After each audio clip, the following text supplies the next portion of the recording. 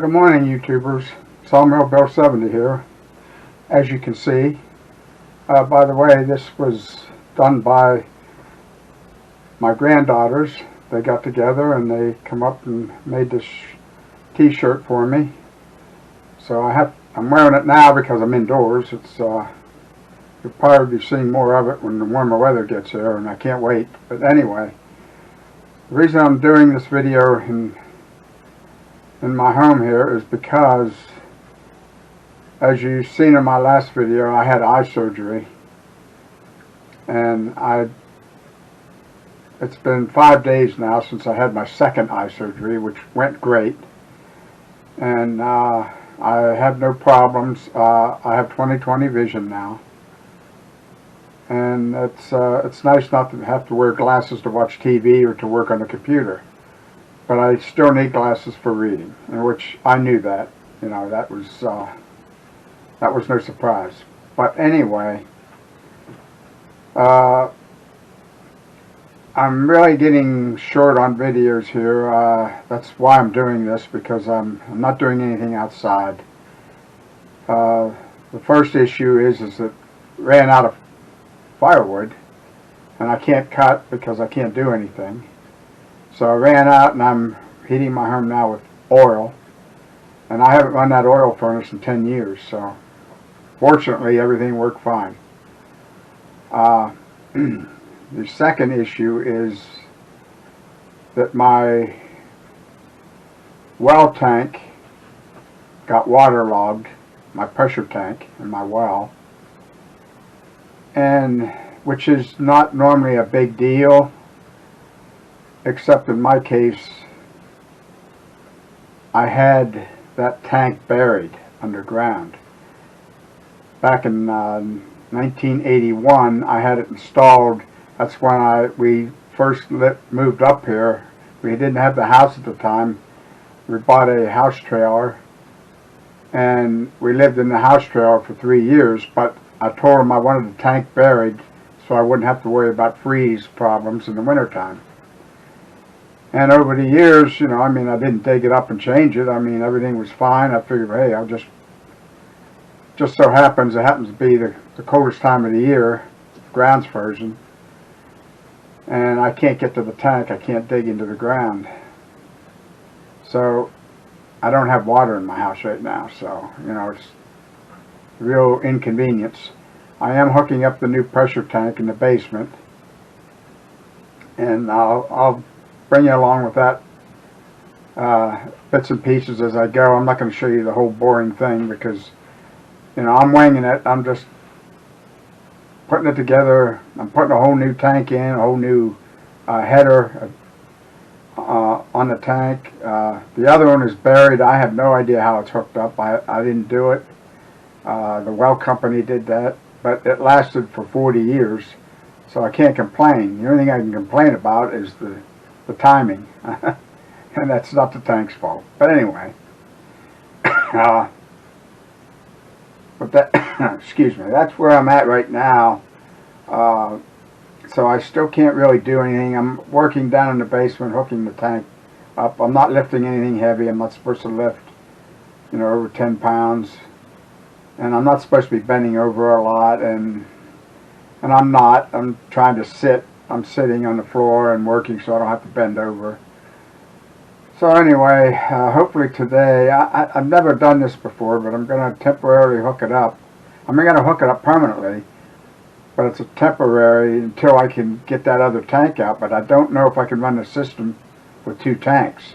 You know, the one's being waterlogged and the other one's a new tank. So now I have all new pressure gauge, all new pressure switch, all new piping. So, you know, what happened the other day, and that's why I had to shut it down completely. It was cycling about every minute. The well pump would kick on, and that's because of the tank being waterlogged. Unfortunately, the other night, when I flushed the toilet and went to bed, I never checked it, and it's never happened before, but the toilet kept running, and it ran all night. And it ran my well dry. So now it was sucking dirt into the system. So I quick just shut the whole thing down completely and disconnected it. I'm hoping everything's okay. I don't know. The pump might be burned up. I don't know. But I want to try to get it hooked up today and maybe turn it on, see what happens. I mean, hey, don't have much of a choice here. So anyway, that's where I'm at right now, and that's going to be it for this portion of the video, and I'll get back to you and show you how things are going as far as getting it hooked up. And when I turn it on, I'll bring you along to see what happens. That way, if anybody else runs into a rare situation like this, I'm sure it doesn't happen a lot, because most people don't bury their pressure tanks, but I did. Anyway, I don't know if it's going to work off of a waterlogged tank and then a new tank. I just don't know if it'll work, but sometime today we'll find out, and I'll get back to you on that. So that's going to be it for now, and everybody have a fine day, and I'll try to get these problems straightened out. So we'll get back to you later. Okay, welcome back, everybody.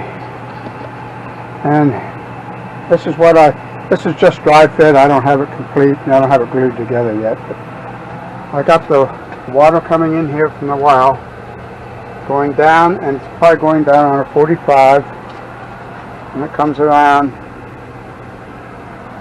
And this is my feed that feeds into the tank here, and I have a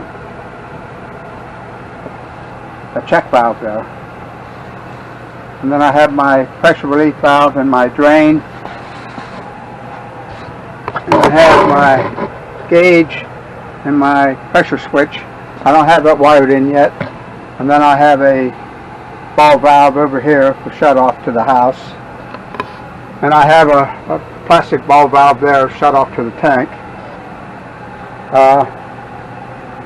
So that's pretty much it. This line here runs over and over into here, and then that goes out to my outdoor furnace so I can fill it.